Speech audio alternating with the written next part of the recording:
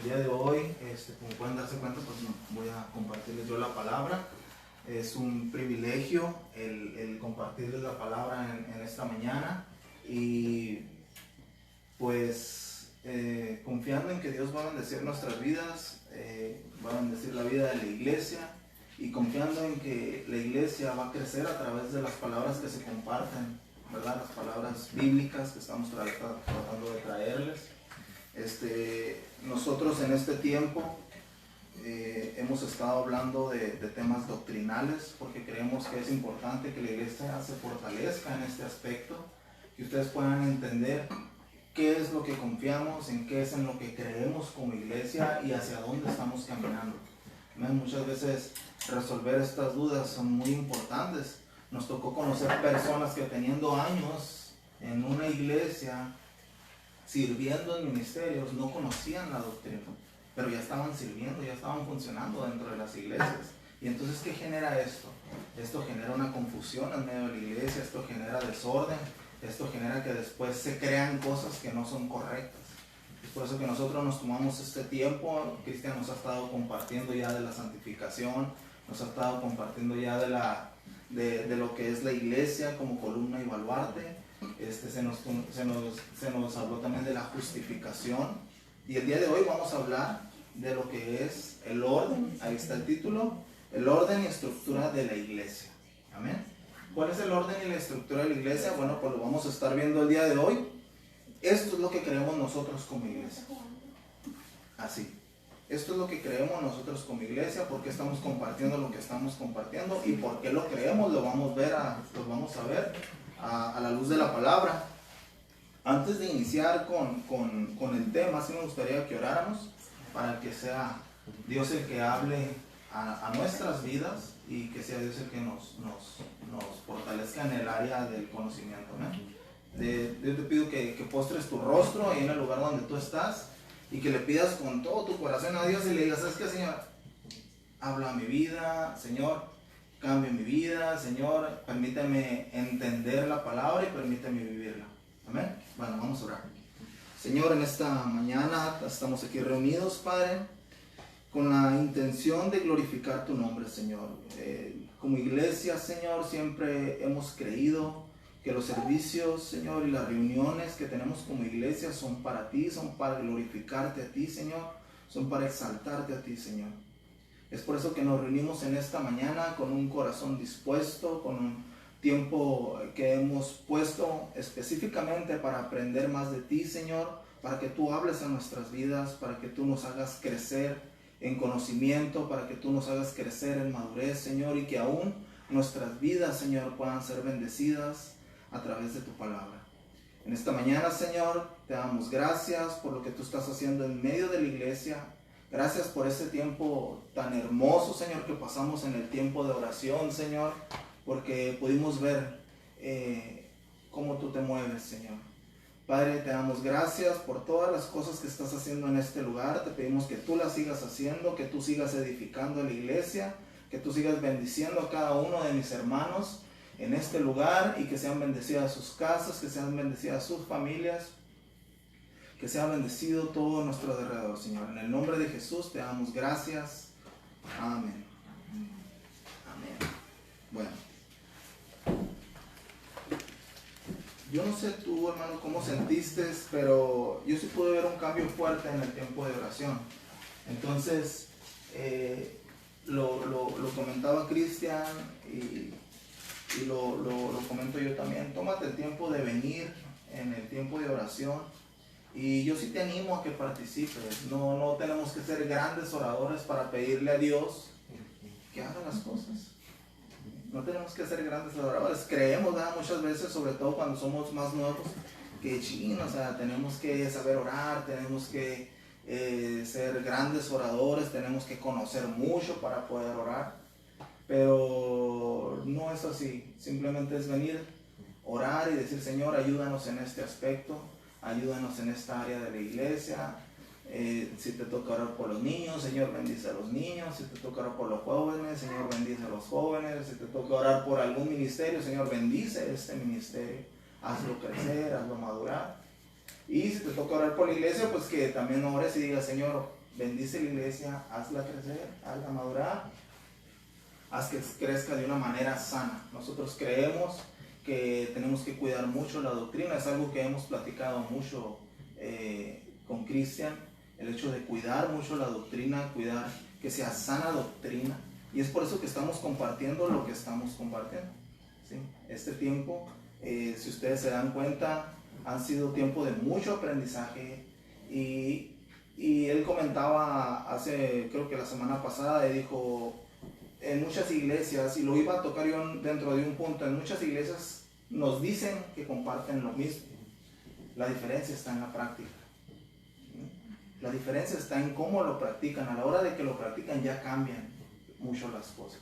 Y nosotros en ese aspecto queremos tratar de ser lo más bíblicos posible. ¿Por qué? Porque sabemos que en medio de ser bíblicos es donde está la bendición, es donde está el crecimiento, donde está la edificación. Por eso es que nosotros cuidamos todos estos aspectos.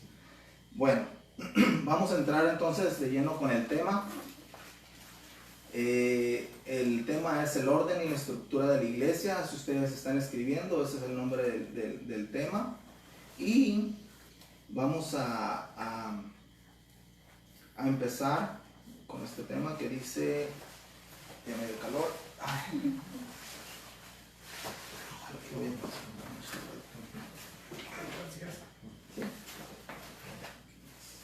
Bueno, vamos a empezar con esto. La intención que tenemos respecto a la iglesia es llevarla a cabo tal cual nos enseña la Biblia, como lo estamos platicando ahorita, así como lo dice la palabra de Dios, para que la iglesia sea realmente edificada, para que la iglesia sea realmente bendecida y crezca. Esa es la intención de nosotros. Amén. Amén. Que la iglesia sea edificada, crezca y sea bendecida en medio de la sana doctrina. Amén. Esa es la intención que tenemos cada uno de nosotros. Para que esto pueda pasar, obviamente nosotros necesitamos escudriñar la palabra, ¿sí? Aprender de otros hombres de Dios y después platicarlo como autoridades de la iglesia y traerlo a la iglesia de la manera más sana posible. ¿Cuál es la intención de todo esto? Bueno, que la iglesia crezca. ¿Cuál es la finalidad? Que la iglesia crezca en el conocimiento bíblico. Que tú el día de mañana, que alguien se te acerque y te diga, oye, ¿qué crees tú? ¿En qué crees tú? ¿Qué creen en la iglesia donde tú vas? Porque hoy en día sabemos que hay muchas iglesias, ¿verdad? Hay muchas iglesias y hay cada iglesia que cree cada cosa. Y muchas veces esas cosas no son bíblicas. Entonces, que tú el día de mañana, que alguien te pregunta, oye, ¿en qué creen en tu iglesia? ¿Tú qué crees? Tú le puedas contestar de una manera clara, ¿sí? Que tú le puedes decir, bueno, nosotros en nuestra iglesia creemos esto. Y a lo mejor como tú te vas a dar cuenta que muchas de las cosas que tú crees es lo mismo que dicen creer en otras iglesias. Pero que la diferencia, como lo decía Cristian, está en la práctica. Y lo que vamos a ver ahorita son varios ejemplos en los cuales tú te vas a dar cuenta más o menos en qué está la diferencia entre la doctrina y lo que creemos nosotros y otras iglesias. ¿Amén? Por ejemplo, nosotros enseñamos que la iglesia, como iglesia, que todo aquel que se arrepiente genuinamente y que ha recibido a Jesucristo como Señor de su vida, es colocado inmediatamente por el Espíritu Santo en un cuerpo espiritual unido. Esto es la iglesia. Cuando tú te arrepientes genuinamente y vienes, aceptas al Señor Jesucristo como Señor de tu vida, entonces tú espiritualmente eres añadido a este cuerpo espiritual unido, ¿sí?, que es nombrado iglesia. Y a lo mejor eso tú vas a decir, no, pues eso en todos lados lo enseñan, ¿verdad? Esto en todos lados lo enseñan. ¿Cuál es la diferencia? ¿Cuál es la diferencia? Vamos a leer 1 Corintios 12 y 13. Vamos a ver la diferencia. 1 Corintios 12 y 13.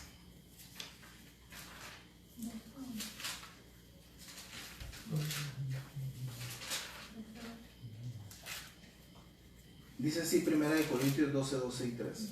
Porque así como el cuerpo es uno y tiene muchos miembros, pero todos los miembros del cuerpo, siendo muchos, son un solo cuerpo, así también Cristo, porque por un solo espíritu fuimos todos bautizados en un cuerpo, sean judíos o griegos, sean esclavos o libres, y todos se nos dio a beber de un mismo espíritu. Pero entonces, ¿dónde está la diferencia? Si hasta ese mismo versículo nos los enseñan en otras iglesias. La diferencia está en la práctica. ¿Sí? La diferencia está en la práctica. Porque nosotros no te vamos a decir nunca, tú has recibido la salvación simplemente por haber hecho una oración. Nunca te lo vamos a decir eso. Mientras que en otras iglesias seguramente lo has oído. ¿Sí? Tú ya pasaste, ya oraste, sí, ya oraste. Ahora tu nombre está escrito en el libro de la vida. Ahí es donde está la diferencia. Y entonces la persona que fue por primera vez, que pasó al frente, muchas veces presionado por el mismo predicador, u otras veces presionado por el que lo llevaba, porque muchas veces nos dicen, ¿verdad? Ándale, pásale para que oren por ti, ¿verdad? Para que oren por ti ahí, pásale ahí. Y la persona presionada pasa al frente, hace la oración de fe, entre comillas, por la presión que fue ejercida. Sale de ese lugar y no vuelve nunca a la iglesia. ¿Y qué pasa con ese hombre o con esa mujer? Se va creyendo que ella es salvo. ¿Por qué? Porque el predicador que estaba enfrente le dijo, tu nombre ya fue escrito en el libro de la vida, ahora eres salvo. Y nosotros nunca vamos a decir eso. Nosotros te vamos a decir, necesitas arrepentirte genuinamente. ¿A qué se refiere esto? ¿O por qué decimos esto? Bueno, porque necesitamos tener un cambio de actitud desde el momento en el que hicimos la oración de arrepentimiento y aceptamos a Cristo como Señor de nuestras vidas. Hay un cambio de actitud. Hay deseos que empiezan a desatarte, como el deseo de buscar más de Dios, el deseo por estar en medio de la iglesia. ¿Por qué? Porque la iglesia es santa. El deseo de leer la palabra, el deseo de orar, el deseo de buscar más de Dios. Empiezan a ver este tipo de deseos, que son deseos santos. Un verdadero cristiano tiene este tipo de deseos. Entonces nosotros no podemos decirte, simplemente haz una oración en la que aceptas a Cristo y ya. Como todos sabemos, en otras iglesias pasa. Nosotros no enseñamos esto. Nosotros creemos que aquel que es un verdadero cristiano, desde el momento que acepta a Cristo, empieza una vida de arrepentimiento. ¿Ven? Y una vida que a través del arrepentimiento empieza a dar frutos. Entonces es bien importante que nosotros como cristianos empecemos a ver qué frutos estamos dando. Dice la palabra que tenemos que dar frutos apacibles de justicia. Y es que antes de que aceptara a Cristo, yo fumaba, yo tomaba, yo era el más grosero, yo peleaba mucho en mi casa, no me aguantaban en ningún lado. Son simples ejemplos. Pero ahora ya no tanto. Ahora como que ya me aguantan un poquito más. Y empieza a ver estos cambios. ¿Sí me entienden? Y antes decían muchas groserías. Siempre decimos esos ejemplos, ¿no? Y antes decían 100 groserías. Pero ahora digo 50. Y mañana digo 30. Pero no creas que esto es para que tú te sientas en tu lugar de confort. No. No te estoy diciendo de que eres cristiano, tengo un año en el evangelio y sigo diciendo, es que ya no digo 100 groserías, ahora digo 99 después de un año. Tampoco es así, ¿no? Entendemos que de repente puedan llegar a salirse algunas en medio de una frustración. Lo podemos entender porque somos humanos todos. ¿Sí? Pero no tiene que ser tan espaciado el tiempo de cambio, pues, como muchas iglesias enseñan. Ahora eres cristiano, bueno, pues ahora empiezas tu proceso, ¿eh? Cuando te equivoques no te preocupes, estás en el camino de santificación. Estás en ese proceso de santificación. Nunca vas a ser perfecto, te dice. Pero no, y es cierto, nunca vamos a ser perfectos, pero no tenemos que estar en esa posición de decir, bueno, de todas maneras nunca voy a ser perfecto, pues hago y digo lo que tengo que decir. No tenemos que estar en esa posición, ¿sí? Nosotros tenemos que estar en una posición de ir adelante, a decir, ¿sabes qué? Cada vez quiero parecerme más a Cristo. Cada vez quiero hacer más conforme a la voluntad de Dios. Cada vez quiero buscar más de la Biblia. Es que antes no leía nada, y después de un año, ahora ya leo un versículo. No es así, hermano. No podemos quedarnos en ese lugar de confort. Nuestra vida hay Pasa algo en nuestra vida cuando aceptamos a Cristo, pasa algo en nuestro corazón que nos hace querer buscar más de Él. Día tras día. Y día tras día un verdadero cristiano se arrepiente, ¿sí?, por los errores que uno haya cometido, por el pecado que uno cometió, día tras día. A lo mejor cuando estés en tu casa ya para cerrar la noche, tú digas, sí, ya me acordé que en la mañana hice esto, en la tarde hice esto, y te vienes y te pones a cuentas con Dios. Esa es la actitud de un verdadero cristiano, aquel que busca un arrepentimiento diario, aquel que tiene una posición de arrepentimiento, es decir, no merezco nada, pero Dios, en su infinita misericordia, tuvo compasión de nosotros. Esa es la posición de un verdadero cristiano. Entonces, si te fijas, enseñamos lo mismo, ¿verdad? O decimos enseñar lo mismo, pero en la práctica es donde nosotros no creemos lo mismo. Creemos que un verdadero cristiano tiene que tener cambios fuertes en su vida y que esos mismos cambios, ¿sí?, van a hacer que impacte a las personas que lo rodean. ¿Amén? Bueno, ¿vamos bien entonces? ¿Sí? Los miro muy serios. Bueno, hay otras cosas que creemos en las cuales también otras iglesias dicen que enseñan, pero no lo practican de la misma manera que nosotros. Bueno, por ejemplo, otra de las cosas que creemos, que la iglesia es la novia de Cristo y que Cristo es la cabeza de la iglesia. Y esto lo podemos ver en Efesios 5, 23 y 24. Quiero pontificar, no quise preparar una predicación al aire, ¿sí?, sino que quiero pontificar para que ustedes vean, mira, ese punto yo sé, y aquí está la diferencia. Por eso estoy leyendo y estoy dándote los versículos. Efesios 5, 23.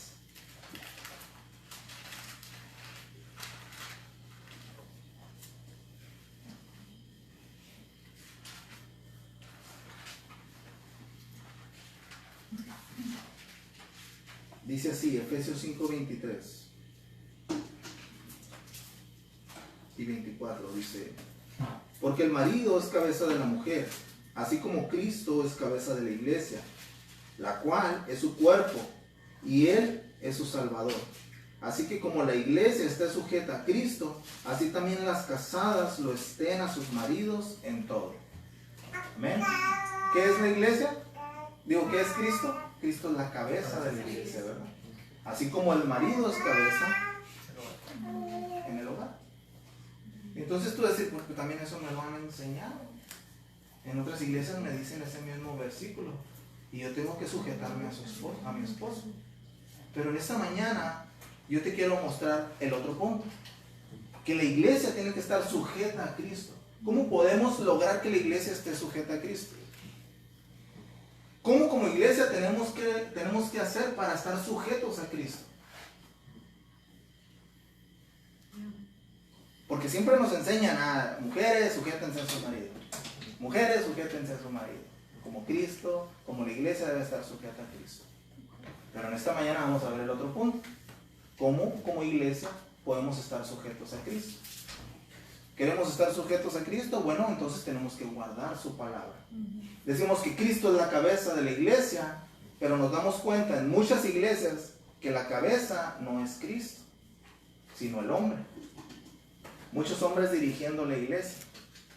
Y tal vez ellos te dicen, no, mira, lo que pasa que yo trato de seguir la voluntad de Dios.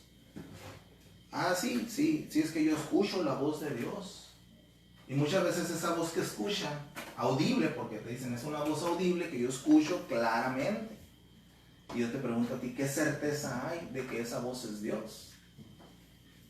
¿Cuántos errores doctrinales? Y muchas veces esa voz que les dice que hagan algo va contrario a la palabra de Dios. Entonces yo pregunto, ¿las voces que escuchamos tienen que ir contrarias a la Biblia? Dios no puede contradecirse. Entonces nosotros por eso es que no nos dejamos llevar por oír voces, como en otras iglesias se dejan llevar, porque muchas veces esto hace que los que están dirigiendo a la iglesia, que escuchan voces, empiecen a tomar decisiones contrarias a lo que dice la Biblia. Nosotros respetamos la Biblia y enseñamos la Biblia porque creemos que Dios nos ha hablado a través de la Biblia. Y aquí está establecido. En la dirección que la iglesia debe de tomar, aquí está. La manera de comportarse de los ancianos, aquí está. La manera de comportarse de los diáconos, aquí está. Cómo debemos enseñar a nuestros hijos, aquí está. ¿Sí? Cómo debemos de tener nuestro matrimonio, aquí está. ¿Qué duda tienes? La duda que tú tengas, aquí está. ¿Quieres saber cómo debes de trabajar? Aquí está. ¿Sí me entienden? Entonces, si aquí está todo, ¿por qué tendríamos que dejarnos llevar por voces que decimos que son Dios, que no negamos que Dios hable? Dios lo puede hacer, ¿sí? Pero tenemos que ser muy seguros de que realmente fue Dios el que habló. Yo conozco personas que decían, Dios me habló y pues me dijo que iba a ser rico. Y normalmente tendemos a caminar creyendo, pues yo confío en esa palabra que Dios me dio porque yo la oí. Y Dios me dijo que yo iba a ser rico. En una ocasión un hermano se acercó a otro y le dijo, hermano, pues Dios me habló y me dijo que pues me ibas a prestar dinero. Y el otro hermano, pues muy astuto, dijo, sí, pues deja que Dios me confirme a mí y después ya miramos. ¿Sí me entiendes? Porque muchas veces manipulamos el decir, Dios me dijo. ¿Sí me entiendes? Dios dice que se haga esto, Dios dice que se... ¿No quieres saber lo que Dios dice que se haga? Ponte a leer la Biblia. Y ahí dice qué es lo que tenemos que hacer. ¿Amén? Y de esa manera tiene que ser dirigida la iglesia. Entonces muchas veces la cabeza realmente no es Cristo, sino el hombre dirigiendo la iglesia. No sé si tú has sabido de iglesias que se dirigen como si fueran empresas. El que más trabaja es el que más llega alto en las posiciones. Este es bien fiel, diezma, ofrenda, visita a los hermanos. Ok, tú tienes que ser anciano. Pues no tanto, pero le gusta limpiar. Tú tienes que ser diácono. Tú puedes participar en este ministerio. Tú no haces nada, no Diego, no puedes, Dios, tú no puedes servir. Entonces, todas estas cosas son, de alguna manera, lo podemos ver en una empresa. En una empresa el que más trabaja regularmente es el que va escalando posiciones. Y muchas veces no necesitan trabajar tanto porque pues son amigos del jefe. Muchas veces pasa esto en las iglesias también, ¿va? Llegó el pariente del pastor, llegó el amigo del pastor y al rato ya lo ponen en autoridad. Mientras que hay otras personas que tienen muchos años sirviendo fielmente y no son considerados. Entonces, para evitar todo esto, nosotros decimos, no nos vamos a dejar llevar por eso. Mejor caminamos a la segura. La segura es caminar conforme a la Biblia. ¿Amén? Eso es lo seguro. Bueno, esa es otra de las cosas que nosotros creemos lo mismo, pero en la práctica es donde cambiamos las cosas. Si te fijas, podemos ir a Juan 14, 21 al 24 para confirmar lo que les estoy diciendo. De hecho, creo que este versículo lo leí con los hombres. Juan 14, 21 al 24. ¿Cómo podemos estar sujetos a Cristo? Dice, el que tiene mis mandamientos y los guarda, ese es el que me ama. Perdón si no alcanzo a leer bien, pero es que son letritas rojas y como que ya me encandilan. Y el que me ama será amado por mi Padre. Y yo le amaré y me manifestaré a él. Le dijo Judas, no el Iscariote, Señor, ¿cómo es que te manifestarás a nosotros y no al mundo? Respondiendo Jesús le dijo, el que me ama, mi palabra guardará. Y mi Padre le amará y vendremos a él y haremos morada con él. El que no me ama, no guarda mi palabra. Y la palabra que habéis oído no es mía, sino del Padre que me envió. Entonces, ¿queremos estar sujetos a Cristo? Necesitamos amar la palabra de Dios. ¿Cuál es la palabra de Dios? La Biblia. Tenemos que amarla, tenemos que guardarla. Y tenemos en nuestro caso que enseñar la palabra bíblica. Amén. Entonces ahí es donde está la diferencia. Ahí es donde todos nos podemos dar cuenta de la diferencia en la práctica. Amén. En la práctica de las cosas es donde cambia todo.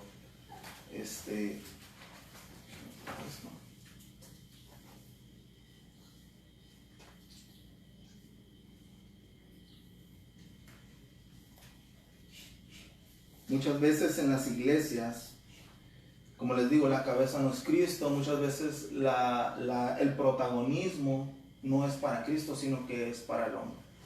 Entonces tenemos que cuidar todas estas cosas. Nosotros no queremos nunca tomar ese protagonismo. Nosotros queremos enseñar simplemente la palabra, ¿sí?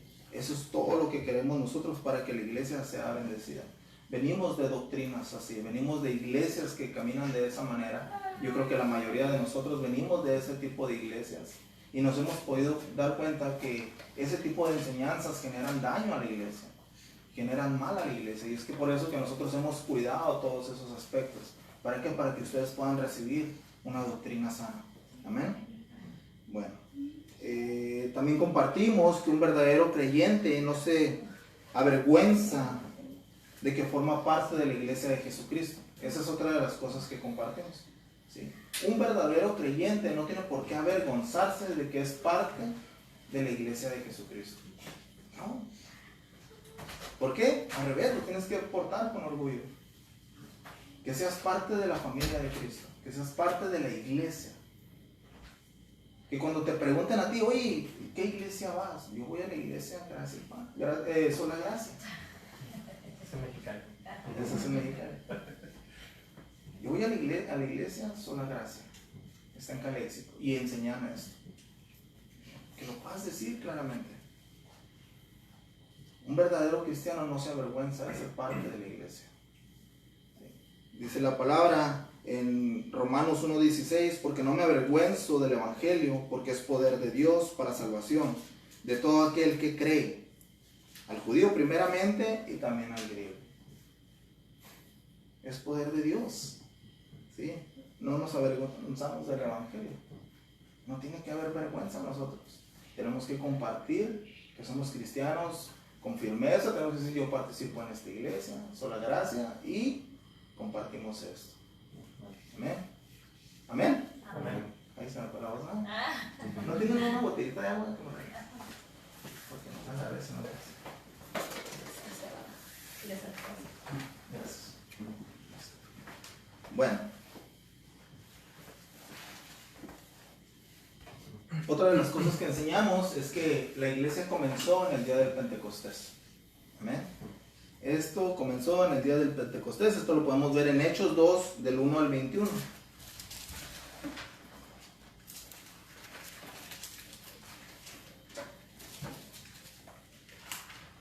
Hechos 2, del 1 al 21, pero también vamos a leer del 38 al 47, porque aquí es otro tema importante en el cual se van a dar ustedes cuenta que no practicamos de la misma manera que otras iglesias. Hechos 2, 1 al 21 dice así.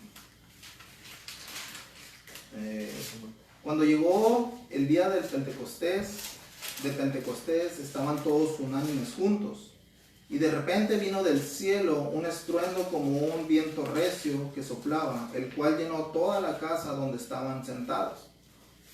Y se les aparecieron lenguas repartidas como de fuego, asentándose sobre cada uno de ellos. Y fueron todos llenos del Espíritu Santo y comenzaron a hablar en otras lenguas según el Espíritu les daba que hablasen. Y aquí quiero que pongan mucha atención, amén, en estas porciones, porque vamos a ver un punto muy importante que en otras iglesias enseñan aún hoy en día, como que si esto fuera para hoy en día, y nosotros creemos otras cosas. Y ahorita se los voy a decir.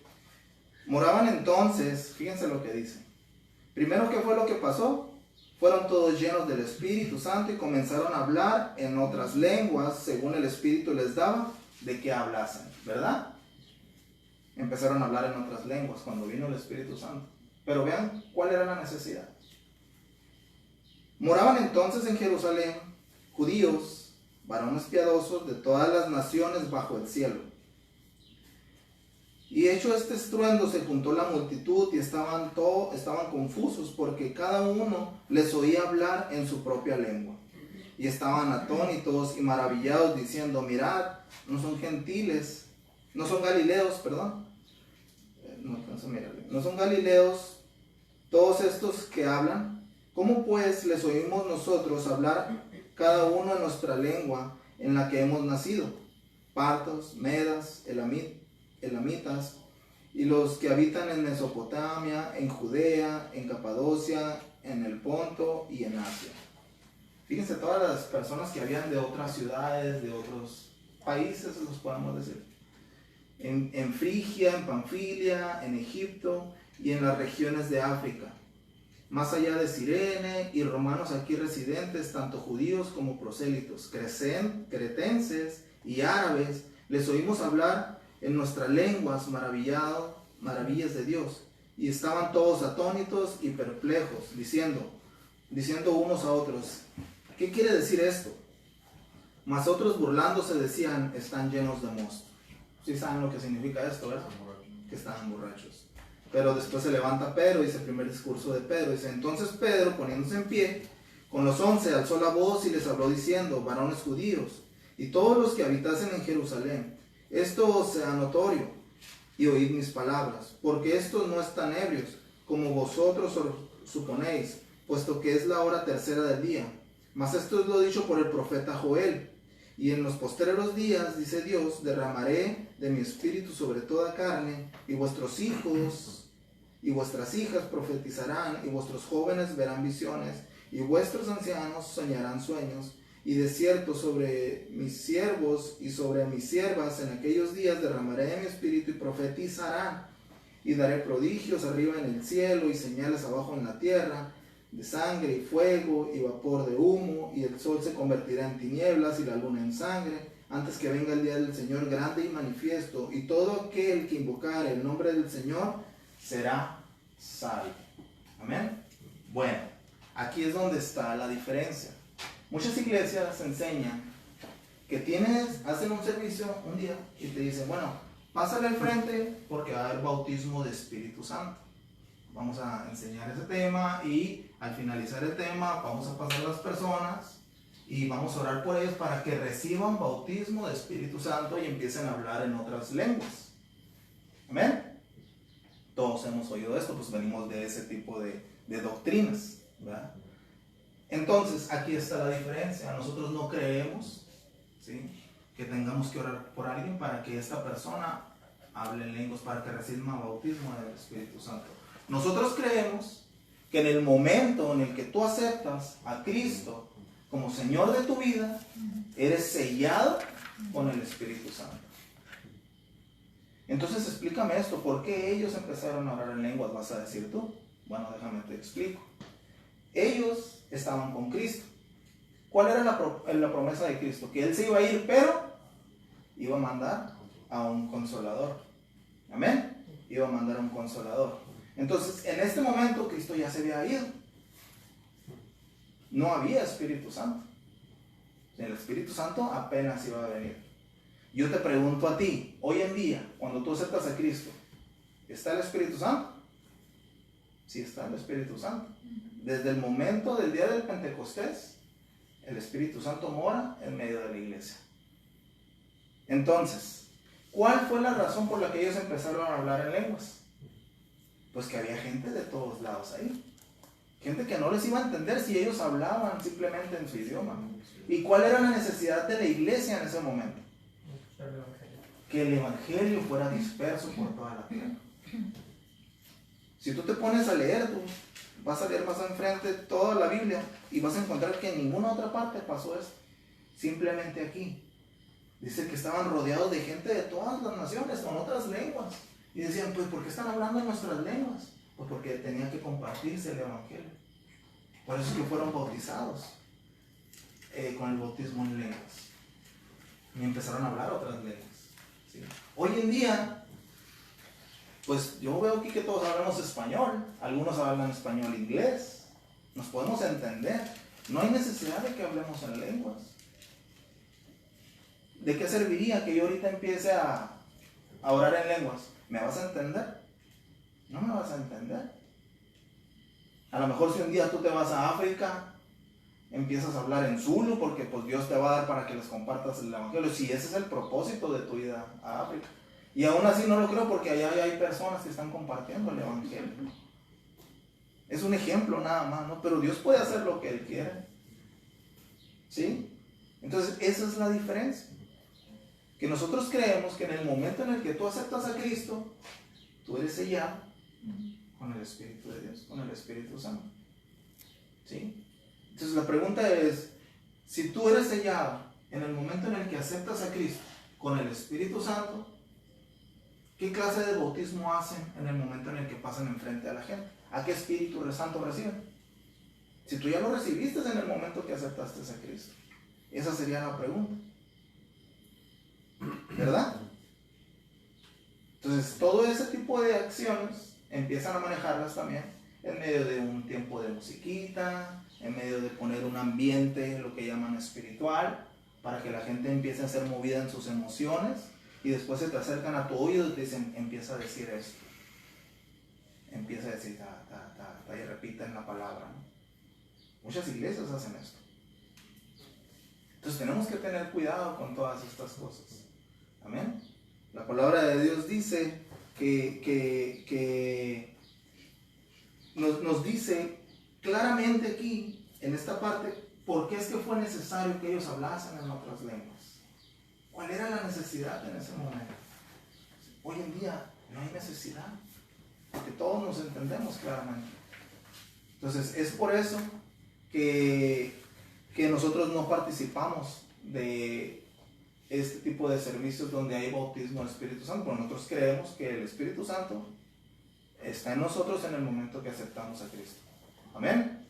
Bueno, vamos a seguir en Hechos 2:38 al 47, porque aquí viene otro punto importante, y ese sí creo que es importante para la iglesia. Dice del 38 al 47. Pedro les dijo, arrepentíos y bautícense cada uno de vosotros en el nombre de Jesucristo para perdón de pecados, y recibiréis el don del Espíritu Santo, porque para vosotros es la promesa, y para vuestros hijos, y para todos los que están lejos, para cuantos el Señor nuestro Dios llamare. Y con otras muchas palabras testificaban y les exhortaban diciendo, sed salvos de esta perversa generación. Así que los que recibieron su palabra fueron bautizados, y se añadieron aquel día como 3,000 personas. Y perseveraban en la doctrina de los apóstoles, en la comunión unos con otros, en el partimiento del pan y en las oraciones. Y sobrevino temor sobre toda persona, y muchas maravillas y señales eran hechas por los apóstoles, y todos los que habían creído estaban juntos y tenían en común todas las cosas, y vendían sus propiedades y sus bienes y los repartían a todos según la necesidad de cada uno.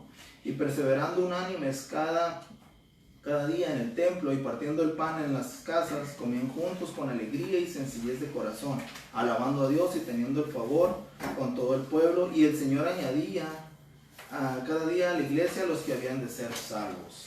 Amén. Eso dice ahí, ¿verdad? Esto, hermanos, nos habla de lo que esta iglesia necesita. En estos versículos nos dice qué tenemos que hacer. La iglesia debe empezar a caminar en comunión. La iglesia tiene que empezar a vivir de esta manera. Amén. Tenemos que empezar a abrir nuestras puertas. Tenemos que empezar a abrir nuestras vidas para los hermanos. No, con esto no te voy a decir que le cuentes los secretos de tus problemas y todo. No. Simplemente que abras tu vida y dices, es que las puertas están abiertas de mi casa, mira, te invito a un café. ¿Por qué no nos juntamos un tiempo a platicar, sí, de situaciones del día, pero también a tratar temas de la palabra de Dios? Mira, te invito, tú te traes el pan y yo pongo el café. Y de esa manera podemos estar en comunión unos con otros. Yo creo que eso es algo que la iglesia está empezando a experimentar. Pero cada uno de nosotros tenemos que participar en eso. Cada uno de nosotros tenemos que empezar a participar en esto. Yo te quiero decir que, te digo decir, el día de hoy no sale nadie por aquí, pero a lo mejor va a decir, pues me salgo por allá. Invita a alguien a tu casa. O dile, oye, pues invítame a tu casa. y tomemos un café en el transcurso de la semana. Mantengamos esa comunión santa. Pero con una comunión santa, hermano, no se vayan a juntar a platicar de las novelas. No se vayan a juntar a platicar simplemente de puras novelas o de puro trabajo o de puros problemas. No, júntense y dense tiempo para todo, pero no dejen fuera la palabra de Dios. Compártanse la palabra. Oye, ¿qué te pareció la palabra del domingo? Ah, no, pues mira, Gilberto no me gustó mucho porque pues no sé, como que no le hallo forma. Es un ejemplo, no se crean, no hablen de esas cosas. ¿Sí? Hablen de la palabra, hablen de lo que Dios está haciendo en sus vidas, hablen de cómo Dios puede obrar en sus matrimonios, de cómo cómo podemos educar a nuestros hijos, cómo puede mejorar nuestro matrimonio. Hay muchas cosas bíblicas, hermano. Pues es que estoy trabajando y en mi trabajo tengo ciertos problemas. Ah, mira, pues la Biblia dice esto. ¿Sí? La palabra de Dios dice esto. Tenemos que forzar a que la palabra de Dios esté en medio de nosotros. De repente nosotros platicamos. Y sí, a algunos de ustedes les platico, oye, ¿cómo te fue en el trabajo? ¿Cómo tuviste la semana? Oye, oye, ¿qué te pareció la Biblia? ¿Qué te pareció la predicación? Fue un punto importante este. Y siempre buscamos meter la palabra de Dios. Amén. Siempre tratamos de buscar la palabra de Dios. Siempre buscamos traer qué es lo que dice la palabra en cómo educar a nuestros hijos, ¿sí? Con las personas que convivimos. Entonces, llévate esa encomienda el día de hoy, hermano. Llévate esa encomienda y piénsalo y lee estos versículos de nuevo y date cuenta de qué manera creció la iglesia. ¿Sí? ¿Queremos crecer como iglesia? Bueno, tenemos que empezar primero entre nosotros. Tenemos que tener esta comunión entre nosotros y crecer, ¿sí? y madurar. Porque de repente nos tocaba anteriormente que aún en las reuniones de la iglesia, en reuniones del ministerio de la iglesia, nos juntábamos y de lo que menos se hablaba era de la palabra. Todos hablando de que de fútbol, que de los carros, que cómo te fue en el trabajo, y ahí se nos va la hora platicando en cosas. Y la palabra quedaba de lado. Y eso es algo que nosotros hemos puesto atención en ese aspecto, ¿sí? Y ahora en cada reunión tratamos de que la palabra de Dios esté en medio de esa reunión, porque es lo que realmente nos va a edificar. Si tú te juntas a hablar con alguien de chismes de la farándula tarde que temprano, vas a estar nada más, tu vida va a ser simplemente hablar de chismes. Pero si te juntas a hablar de cuestiones bíblicas, tu vida va a crecer espiritualmente. Tu vida va a crecer espiritualmente y vas a ser bendición para tu familia y para la gente que te rodea. Entonces nos conviene más esto. Amén. Bueno, llévense eso. Si de ser posible, hagan citas antes de que se vayan. Decir, ¿sabes qué? Te invito tal día a mi casa. Pónganse de acuerdo. Oye, ¿qué postre te gusta? No, pues que a mí me gusta esto. Ok, yo llevo uno de esos. Y platicamos allá a gusto. Amén. Bueno, compartimos que la iglesia es un organismo espiritual único diseñado por Cristo y que se constituye por todos los creyentes que han nacido de nuevo. Efesios 2:11 al 19. Efesios 2:11 al 19.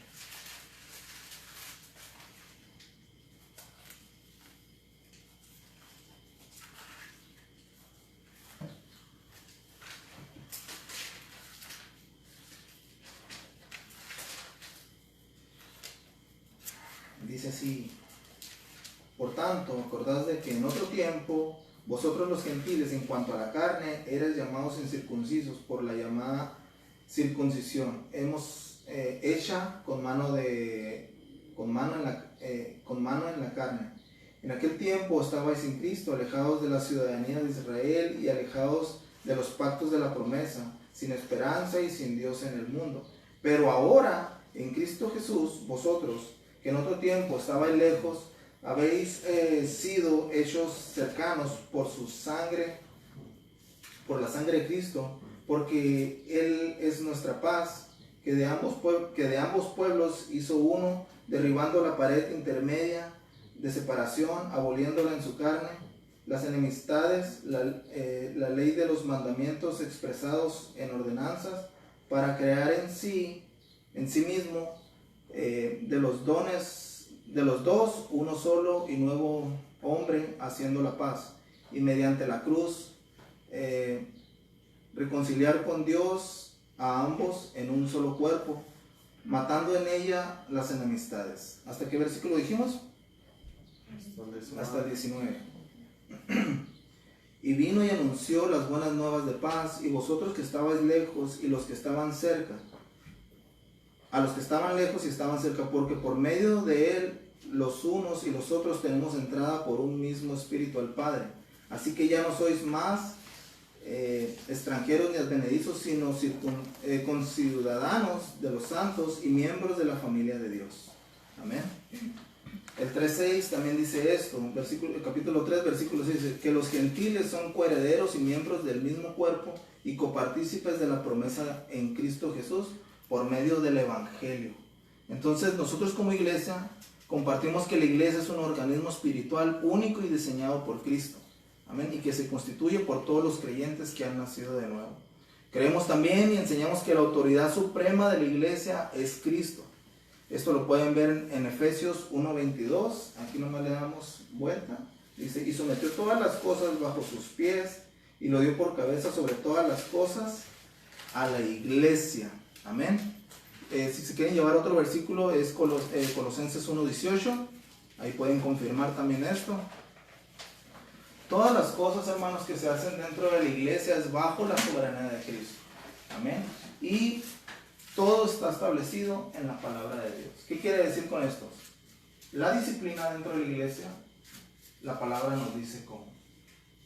El orden dentro de la iglesia, la palabra nos dice cómo. ¿Sí? No establecemos una disciplina basada en lo que nosotros creemos. No establecemos un orden basado en lo que nosotros creemos, sino que la palabra de Dios nos va mostrando todas estas cosas. Si se levanta alguien en autoridad, la palabra nos dice los requisitos que esas personas necesitan para poder serlo. Amén. Entonces, todas las cosas son sujetas al señorío de Jesucristo y a la soberanía, como lo dice la palabra. Vamos a leer Hechos 20:28. Son muchos versículos, ¿verdad? Ahora sí los estoy poniendo a trabajar. ¿Hechos qué? 20:28.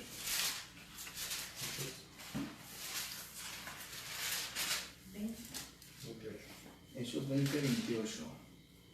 Dice, por tanto mirad por vosotros y por todo el rebaño en el que el Espíritu Santo os ha puesto por obispos para apacentar la iglesia del Señor, la cual ganó por su propia sangre. Miren, los obispos, que también la palabra los llama ancianos, ¿sí?, o pastores, nosotros creemos que los tres tienen la misma función. Venimos de una iglesia, o venimos de iglesias donde el pastor era la máxima autoridad en la iglesia. Y el pastor, si él quería, establecía ancianos, porque hay muchos pastores que no establecen ancianos porque no creen en los ancianos o porque simplemente no quieren. Entonces, el pastor era la máxima autoridad y después ponía debajo de él ancianos que en teoría traían consejo al pastor y estaban más cerca de la gente. Venimos de ese tipo de doctrinas. Nosotros creemos que el anciano, el pastor y el obispo tienen la misma función dentro de la iglesia. Y ahorita lo vamos a ver en otros versículos bíblicos. Amén. Eso es lo que nosotros compartimos y creemos. Fíjense, también creemos en la pluralidad de ancianos. Porque la misma palabra nos lo muestra. En estos mismos versículos lo podemos ver. Dice, por tanto, mirad vosotros y por todo el rebaño en que el Espíritu Santo os ha puesto por, ¿qué dice? Obispos. ¿Sí? No dice por obispo, dice por obispos. ¿Sí? Una congregación puede tener varios obispos para poder cubrirla más sanamente. Siempre hemos sabido que un pastor no se puede hacer cargo de 50 o 100 personas. ¿Sí? Con trabajo un pastor en teoría, según lo que se nos ha enseñado, Cristo agarra a 12, entonces un pastor en teoría puede cubrir las necesidades de 12 personas, en teoría, ¿va? Pero sabemos hoy en día que hay iglesias de 100, 200, 300 personas donde es solo un pastor, entonces él no puede cubrir a toda la iglesia.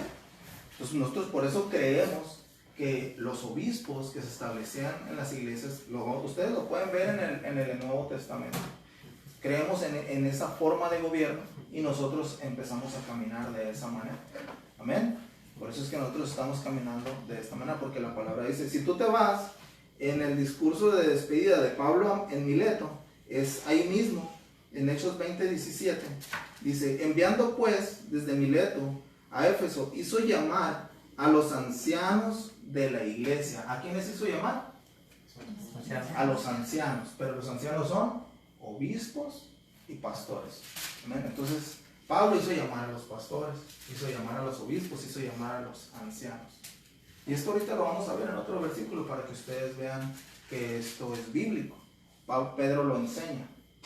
Ahorita vamos a llegar a ese versículo. Pero sí es importante decirles en ese aspecto que nosotros creemos en la pluralidad de ancianos. ¿Amén? Los ancianos son los que se encargan de apacentar la grey, como lo dice la palabra. Los ancianos. Amén. Bueno, ese es un punto importante dentro de nuestra doctrina. Efesios 4:11 lo leímos.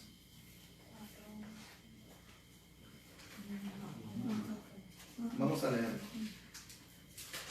Vamos a tratar de ir un poquito más rápido porque ya casi es hora de terminar. Yo creo que no voy a terminar ni esto. Efesios 4:11. Y él mismo constituyó a unos apóstoles, a otros profetas, a otros evangelistas, a otros pastores y maestros. Amén. Un pastor debe ser apto para la enseñanza, nos dice en Timoteo. Amén. Nos dice en Timoteo, ahorita también lo vamos a ver. Un pastor debe ser apto para la enseñanza. Entonces, pastores y maestros. Muchas iglesias hoy en día creen que los apóstoles y los profetas son para este tiempo. Nosotros no creemos esto. Nosotros creemos que los apóstoles cumplieron su función. Amén. Porque si ustedes se dan cuenta en todo el Nuevo Testamento, los apóstoles no levantaron más apóstoles. Amén. Se levantaron ¿qué? Ancianos. ¿Qué es lo que hizo Pablo? Andar levantando ancianos, obispos en las iglesias, para que hubiera un orden dentro de las iglesias. Entonces nosotros hemos entendido que los apóstoles cumplieron su misión. ¿Cuál era la misión de los apóstoles? Poner los cimientos. Ahí están los cimientos, porque el fundamento, porque un fundamento no se puede echar muchas veces. Cuando tú levantas una casa, el cimiento se echa una vez, ¿verdad, Marcelo? No ponemos cimiento y cimiento y sin verdad que no es así. Entonces, ¿qué función tendrían hoy en día los apóstoles? Ninguna. Ellos ya le hicieron su función, ya establecieron a la iglesia. Amén. Pero también muchas iglesias creen que los profetas son para este tiempo. Ojo, creen en los profetas como ¿cómo lo llaman? Como si fuese una función para hoy en día. No recuerdo cómo lo dice, pero los profetas como para que funcionen hoy en día, pues como si fuese pastor o anciano o maestro, lo mismo, o sea que están cumpliendo su función para hoy en día. Creen que se usan para la iglesia y que estos profetas pueden traer palabras de parte de Dios para la iglesia. Pero si tú te das cuenta, en todo el Nuevo Testamento pues no nos habla de profetas. Los profetas cumplieron su función en el Antiguo Testamento.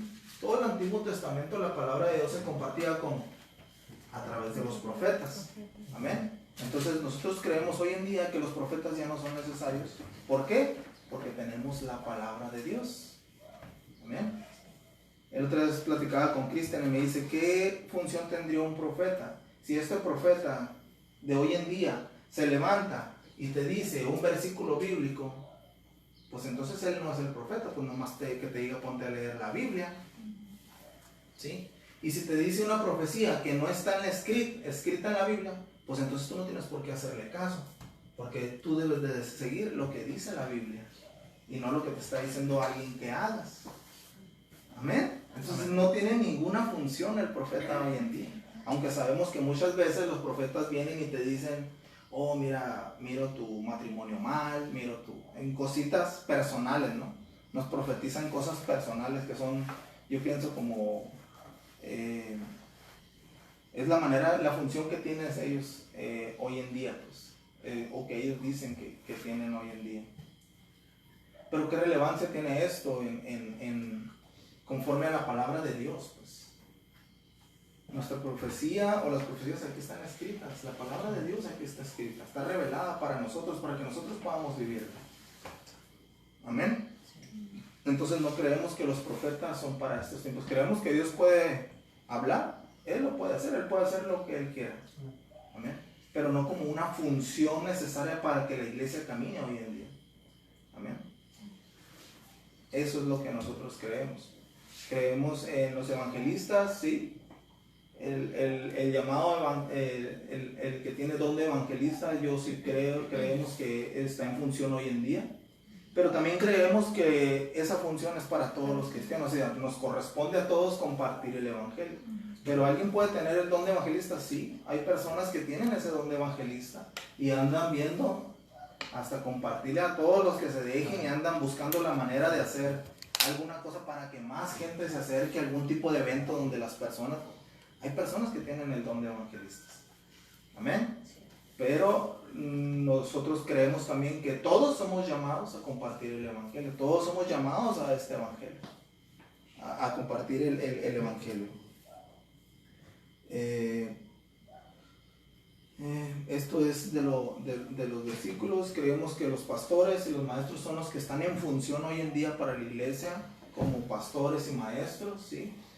Uno de los requisitos para poder ser anciano es que el anciano sea apto para poder compartir la palabra, que tenga esas aptitudes, que pueda enseñar a la iglesia la palabra de Dios. Amén. Ahorita lo vamos a ver eso, simplemente comentarlo así. Efesios 5:21 fue el que dimos, ¿verdad? Bueno, vamos a leer 1 Timoteo 3:1 al 13. Ya, yo creo que aquí voy a cerrar porque ya es hora, no voy a alcanzar a terminar.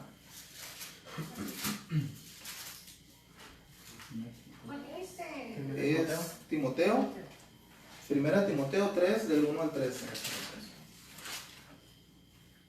1 Timoteo 3 del 1 al 13. Dice, palabra fiel, si alguno anhela obispado, si alguno anhela ancianato o pastorado, buena obra desea.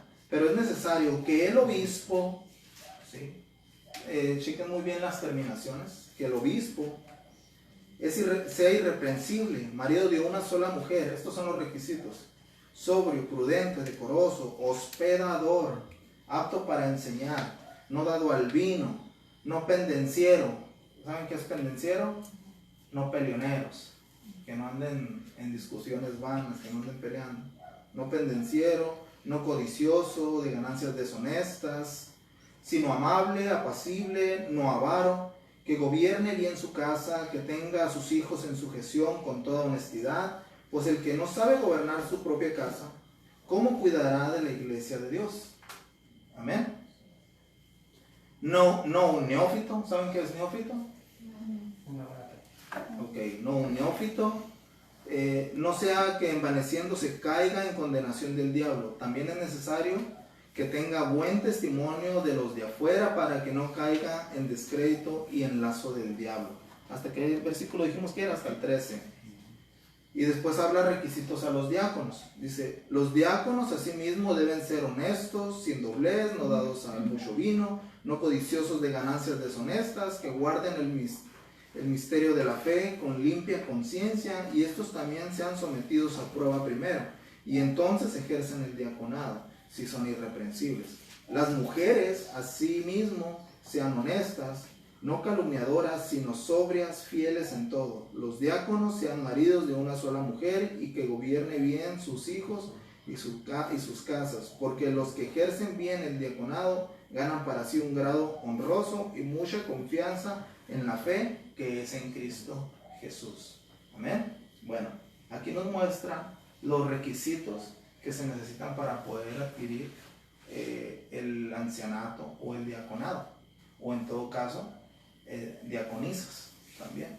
Nosotros creemos que los obispos, los ancianos, los pastores deben de ser hombres, ¿no? Por las terminaciones que nos muestran en estos versículos bíblicos y por muchos otros versículos que nos han confirmado esto. Simplemente aquí mismo, en primera de Timoteo, Pablo nos habla de que el versículo donde nos habla de que no permite que la mujer enseñe a la iglesia. Por aquí está, nomás que no lo hay, no lo marqué.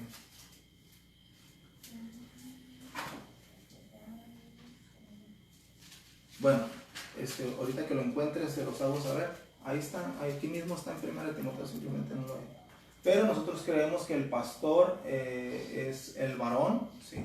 Es la cabeza, es quien Dios ha levantado como pastor, obispo o anciano, como lo quieras llamar.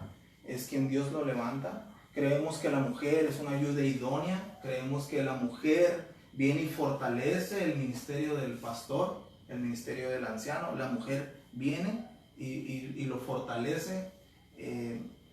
Por eso es que la palabra de Dios habla de que la mujer es la ayuda idónea del esposo.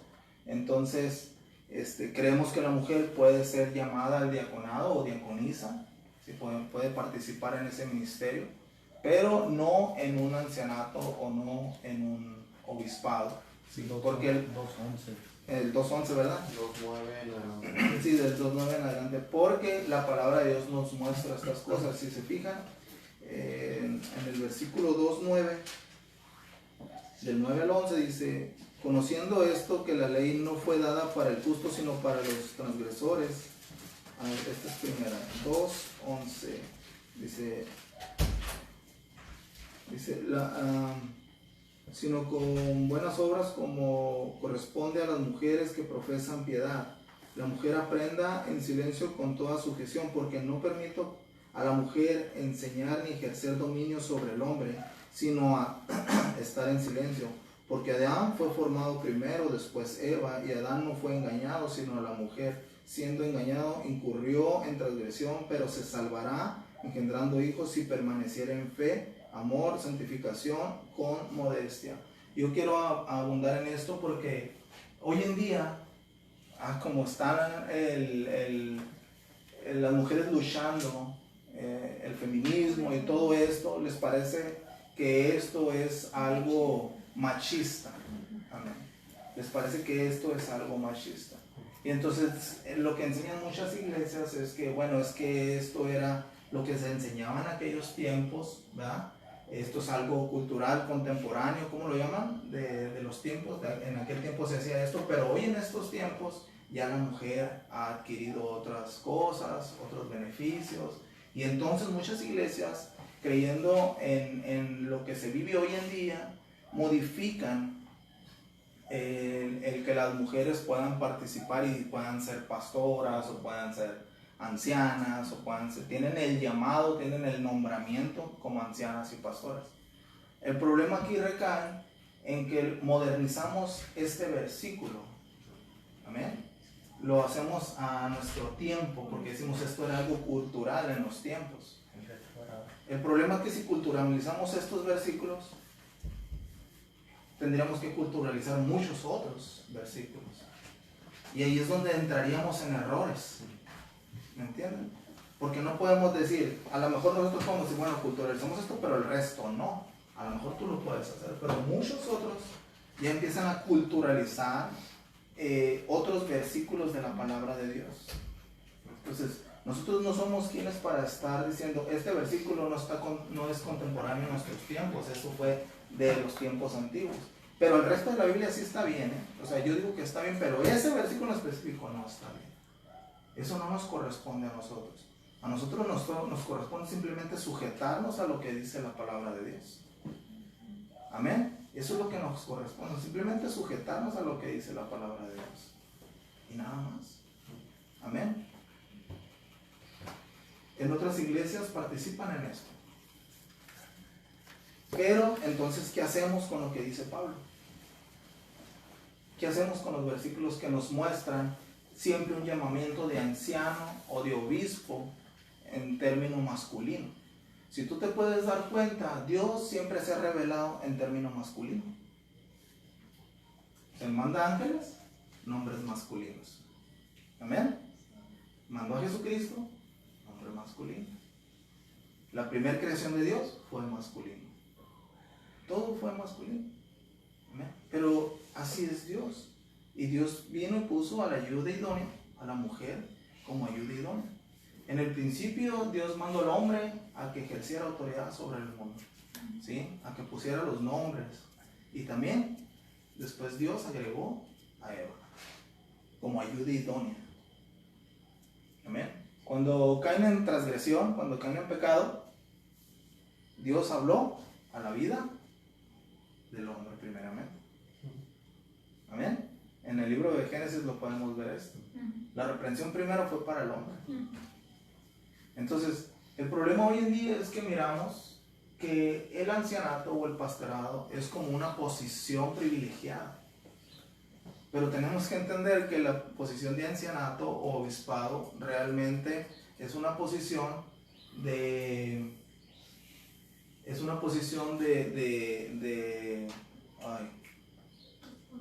responsabilidad, ¿sí?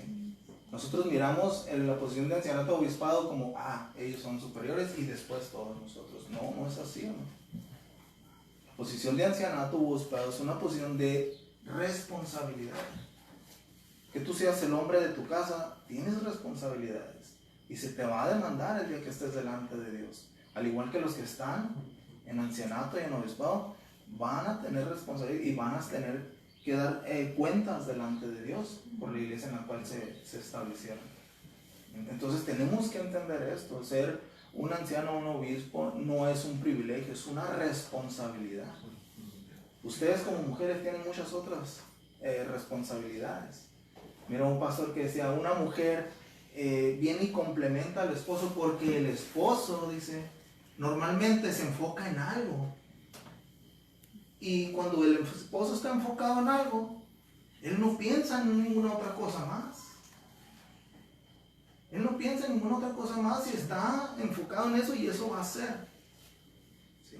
Pero las mujeres no. Las mujeres pueden ir manejando, pueden irse pintando, hablando por teléfono y cuidando al niño que viene atrás en el asiento del pasajero. Y todavía pensando mientras vas hablando, ¿qué voy a hacer de comer? ¿Me entienden? Ustedes tienen la capacidad de hacer muchas otras cosas que el hombre no puede. Entonces, cuando ustedes ponen todas sus capacidades y se agregan con su esposo en sujeción y empiezan a caminar conforme a la voluntad de Dios, ¿sí? Entonces, el llamado de tu esposo como varón o el llamado de tu esposo, si Dios lo llegase a levantar como obispo, como anciano, entonces se va a fortalecer, porque ustedes cubren muchas áreas que el esposo no. El esposo a lo mejor simplemente va a estar preparándose para compartir una palabra y va a durar ahí 2-3 días y mientras tanto tú vas a estar en el teléfono. Oiga, hermanita, ¿cómo está? La quería saludar. Oye, hermanito, ¿cómo están tus hijos? Oye, visitando acá, hablando con Chanita, con Juanita y con la hermana Pedrita. Y van a tener el tiempo, van a poder cubrir muchas otras cosas. ¿Sí me entienden? ¿Sí me entienden? Se complementan, pues. Entonces tenemos que ver lo que realmente es. ¿Sí? Porque la palabra de Dios dice sujetarnos a ella y caminar en ella. Entonces no estamos de acuerdo en que las mujeres caminen en un pastorado o en un ancianato. ¿Por qué? Porque la palabra de Dios no lo muestra así. Amén. Eso es lo que nos muestra la palabra de Dios. Por último, la labor de los ancianos en la congregación es la de apacentar a la grey, de pastorear a la grey, pero esto se debe hacer con el ejemplo. Primera de Pedro 5, 1 al 6, y ahí yo creo que ahí voy a terminar con esta, ya nada más para cerrar porque ya está tardecito. Primera de Pedro 5, del 1 al 6.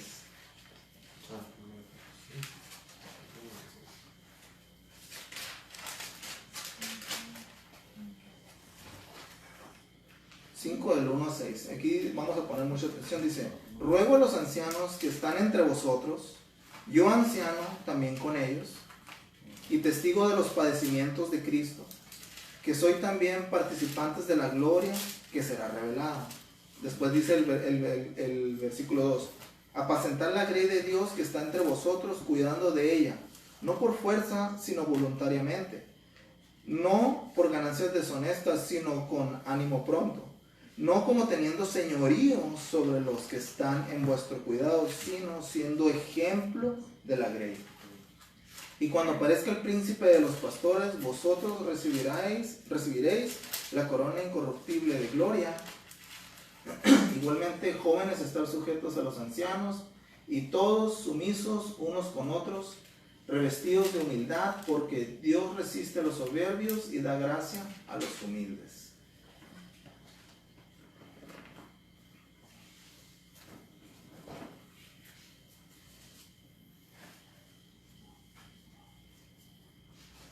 Esa es la actitud que debe tener un anciano.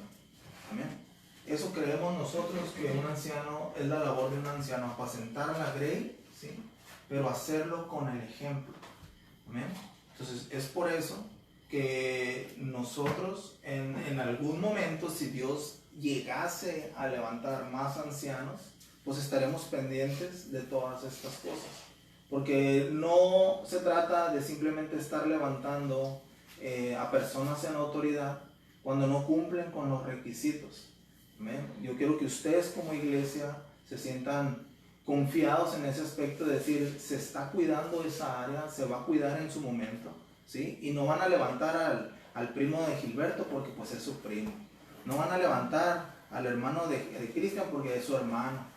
No, vamos a cuidar todos esos aspectos. ¿Por qué? Porque venimos de ese tipo de enseñanzas, venimos de ese tipo de doctrinas, iglesias que caminaban de esa manera y lo único que hacían era lastimar a la iglesia. ¿Amén? Y lo que menos queremos nosotros es lastimar a la iglesia. Queremos que la iglesia crezca sana, que crezca en medio de una sana doctrina, y que la iglesia sea bendecida y edificada, con la finalidad de que el evangelio sea compartido a todo aquel que no lo conoce. Amén. Bueno, hasta ahí vamos a parar. No terminé, pero espero la próxima semana, como decía Raúl Velasco, no se corta con sí, bueno, Dios les bendiga, hermanos. Vamos a orar para terminar y vamos a recibir Santa Cena. Acompáñenme con una oración. Señor, en esta mañana te damos gracias, Padre, por la palabra que tú has traído a tu pueblo, Señor. Pidiéndote, Señor, que esta palabra quede sembrada en nuestros corazones, Señor, y que podamos meditar en ella y aún confirmarla, Señor, con los apuntes que hemos hecho, Señor, en el transcurso de la semana. Permítenos vivir la palabra en nuestro día a día. Permítenos vivir un arrepentimiento genuino día tras día, Señor. Y permítenos ser testimonio aún, Señor, para otras personas que no te conocen, Señor. En el nombre de Jesús, pedimos que tú bendigas a tu pueblo, que bendigas a cada una de las familias en este lugar. Amén. Amén.